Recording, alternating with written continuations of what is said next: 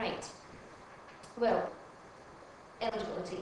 And this is basically saying who can apply for leader. There's lots of different people that can apply.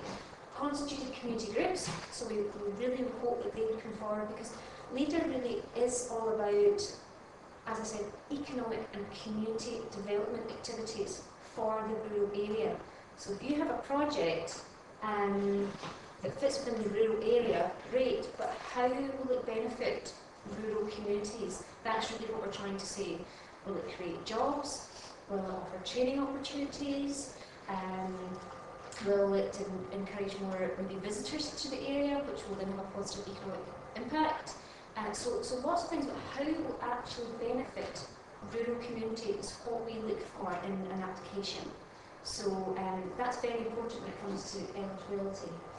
Social enterprises are eligible, very small businesses, voluntary organisations. The council as well can apply, which a lot of people were quite surprised at first, were saying, oh, hang on a minute, they'll just eat up all the funds. Well, no, they won't, because again, it's the local action group that decide who gets the funding and how much. And individuals with support there. So there's a really wide and varied kind of group that can go forward to apply for leader. So that's your kind of eligibility criteria.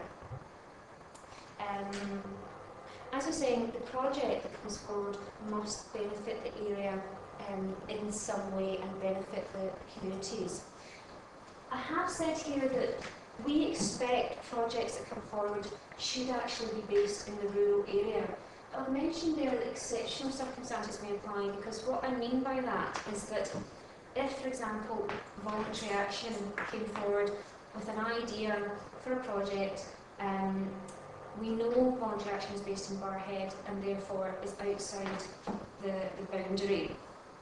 But if the project is specifically for rural communities, and it will specifically benefit people in rural communities, then we could think, well, hang on a minute, just because they're just down the road, doesn't mean that we should just say no straight away. If it's actually going to help these people in some sort of way, then we will still look at it. I'm not sure if we would look at really someone coming from Glasgow to do something in the rural areas, because it's not even in East Renfrewshire. So that's a little bit different. Although, again, you never say never, but it wouldn't be something I don't think the LAG would encourage for people to come forward even out with the area. But there's plenty of really good ideas that might exist, and people might be living in Newton Mearns or Giffinite or Barrhead, whatever it might be, and say, well, actually I have got a really good idea, and it is primarily really for the rural area, then we would still look at it. Also for eligibility, we really say that when projects come forward, they should fit our themes. Now, when the leader applications went out to say, right, you come forward, apply for your quota of money, there was 5 different themes that local authority or LAGs could choose. We decided revitalising communities and new markets and products really kind of fitted our area as best they could. And in terms of fitting the area, we want to make sure that it fits in with our single income agreement and with our local strategies that we have. So, economic development strategy, employability strategy, tourism strategy. These are all documents that exist to try and see how are we going to better the East Renfrewshire area. We feel that revitalising communities, new markets and products is very broad-ranging. So really, for a project to come under one of those 2 headings, we're going to look at more favourably, because that's what we said our projects are going to aim towards. So it covers quite a lot of ground. How to apply and the process by which to apply. There is a bit of form filling. You always find that with these things, but I'm here to help as coordinator. So first of all, it's probably best to get in touch with myself as a first point of contact. But lo and behold, I do get paperwork in out the blue, and think, oh, someone's applied, and haven't even got in touch. So the first step is what we call an initial inquiry form, and to make life easy, it's 1 page. So we try and limit it to 1 page, and it's quite hard because the boxes are quite small, so descriptive writing either, but it's just to make life easy, to be honest with you. And it just says to me basically, what is your project all about, how much is it going to cost, and where's the money coming from. So very straightforward. From that stage, I will then speak to our chair and say, would you like the sound of this? Do we want it to come forward to a full application? So if we say yes, we say, right, put in your full application, that is more than 1 page. And that's really where you want to try and get as much information in about the project as possible. And in plain English, if you know what I mean, because it makes the job much easier for the lag to kind of understand what is this project all about. So I always try and say to applicants, just put it down, you know what you're talking about, and make sure when we're reading it, we understand what you're talking about.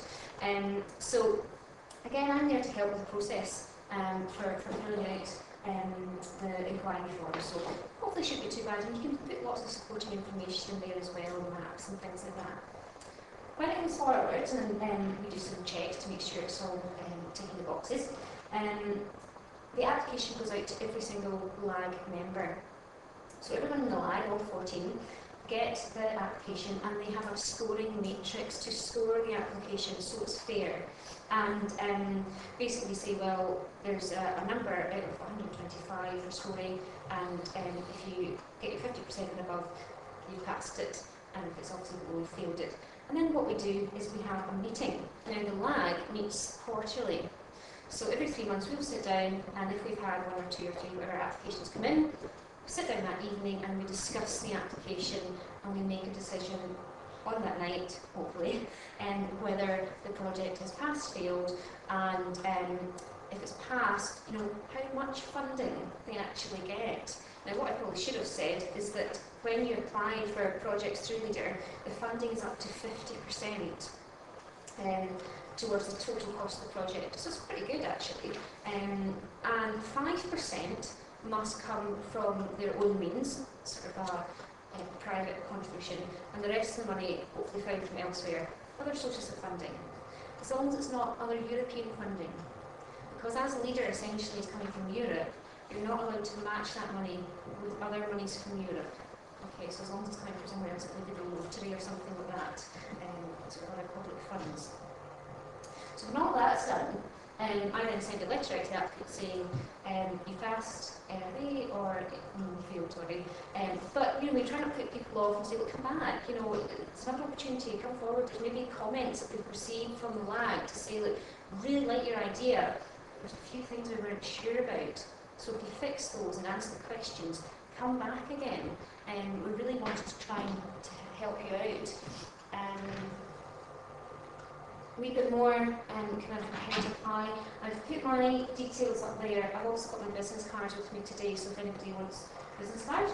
And we've also set up a website specifically for Leader in East Renfrewshire. So if it's all the W's, eastrenfreshireleader.co.uk or .com. I've secured both there. And if you wanted to find out more information maybe through the Scottish Government website, we have got a link in our website. You can go onto the Scottish Government website. It gives you all the contact details for all the lag areas across Scotland, which is quite handy.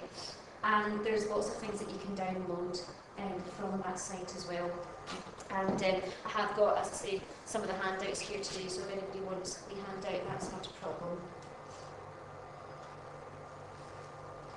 That's me. Thank you. That can't be going for me too. So, any questions? Anyone want to ask me anything? Have I missed something out? I'm not sure.